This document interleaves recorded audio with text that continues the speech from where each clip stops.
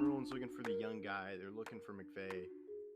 I think take a shot out Todd Bowles, get him a second shot at head coach, and see if he can do it. I don't think they will. If they don't have Anthony Davis, I'm saying it right now. If Anthony Davis is out for the playoffs, they don't make it out of the first round.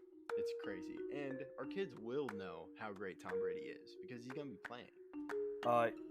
Yes, it is 15.0%. That's what the Yankees brought Garrett Cole to do. He was a 6th-round pick. This is a fairy tale story that's being written in front of our eyes. People like to call them their JV team, and they just stole one of their better players. They didn't struggle against the Padres. The Padres didn't really put up a fight in most of the games. Jerry Jones, hope you're listening.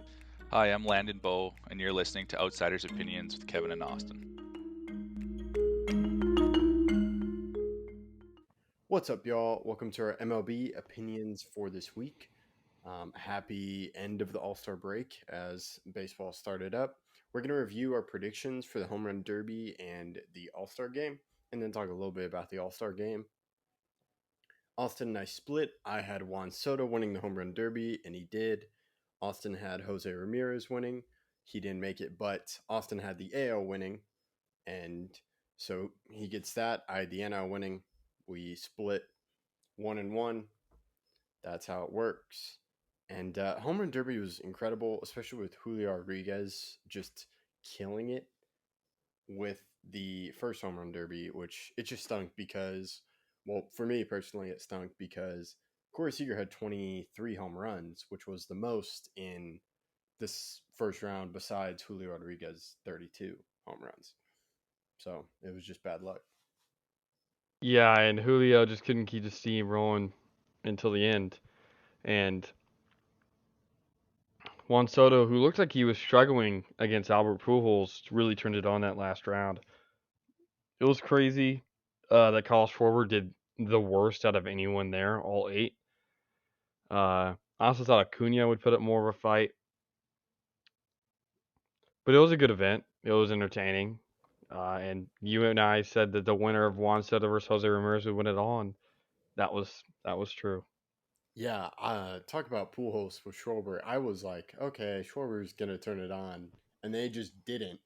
And then Pujols won, and it was great for Pujols because then Manfred could claim that, well, it was a good thing I put Pujols in, but we don't have to praise or should praise Manfred at all, but it was good. Yeah, and it was enjoyable to watch, except for, I guess, Phillies fans, because their one player in the competition struggled. But on to the All-Star game, extremely low scoring. I had 8-4 AL, you had 10-8 NL, and it ended to be 3-2 AL. AL wins their 9th straight All-Star game. The dynasty continues, and Giancarlo Stanton wins the MVP. Yeah, and speaking of low scoring, there were 12 strikeouts in this All-Star game, but there were just some great pitchers, so I don't think that's any bad thing. The jerseys looked pretty clean. Like I was like, wait, these are kind of nice jerseys compared to, like, they were just really nice. I liked how they had the name. It wasn't because we criticized the jerseys last year when those awful. That was an awful mess. Yeah, the jerseys were definitely much better, but it's really hard to get worse than last year, so I give them credit just trying to keep it simple because they were a lot more simple than last year, and it worked out nicely. And then back-to-back homers was the difference. Stanton hits a 2-run homer, and then Buxton hits a solo bomb, and that was 3 runs, and that's all they needed. Pitching was sublime, and I was really impressed by Alex Manoah, who got 3 straight strikeouts, and there was some other good pitching bouts, but the hitting just wasn't there. Yeah, that's true. And then speaking of Alex Manoah, he got those strikeouts while he was on the mic. I thought that was just a fun addition. I know you can't do that during games where they matter, but an exhibition game like the All-Star game, I felt it was a great inclusion, and I love the Trevino and Cortez interview while they're pitching to each other.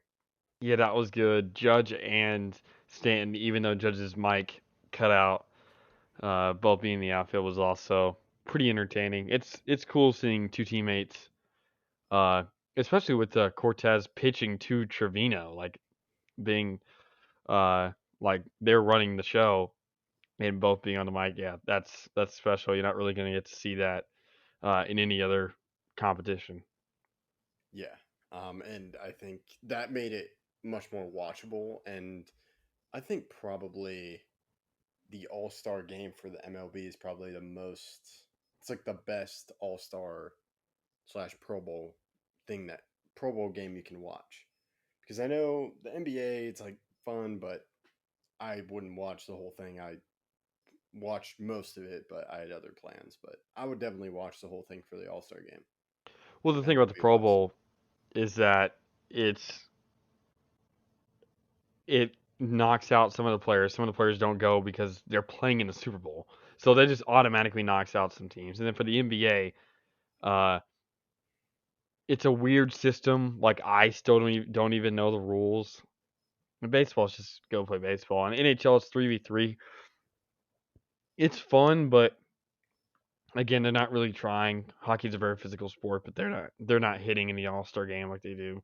But baseball's different because you can try without trying too hard and getting yourself hurt because it's non-contact, like body to body. So you're allowed to swing hard like Stanton did and hit a ball 457 feet and then be done for the day. Well, yeah, I was more talking about like the interviews going on during the game. Like the game, like they're not trying, but it was still entertaining because of like they're interviewing and they're talking while they're trying to hit or trying to pitch. I thought that was just a good idea and it made it fun to watch, even though they weren't all trying super hard like they would in a different game. That's true. It was definitely enjoyable. And it's hard to do that in basketball or any other sport where you're making contact, which is part of my point. Like you're not going to get hit, so you can have a mic on the entire game without the chance of it getting broken. And I guess Judge did get his either disconnected or broken, but it was still very enjoyable to watch. Yeah, and I think Home Run Derby's awesome, and it was just great seeing everything. I think that's all I got. One question for you: how'd you feel about Clayton Kershaw starting for the NL? I thought he should. He's a 2.13 ERA, one of the greatest pitchers ever. He has yet to start an All-Star game, uh, and it's in LA. I'm not against it. He's a legend of the game. It makes sense. Sandy Alcantara will be here again. He will have another season where he'll be able to start. Everyone's freaking out like he won't. He's a generational pitcher. He'll get another opportunity. And it wasn't like Kershaw was having a bad year. He had a great season. He pitched less games because of injury reasons, but that doesn't mean he doesn't deserve it. Yeah, I think I can understand Alcantara why he should have started, but Kershaw was also doing great, and I think it was like the game, like he was named right after he was almost perfect through 8 innings. So Yep. that's my only question I wanted to ask you. Everything else, I think we covered. So let us know what you think, and thank you for listening to Outsiders Opinions.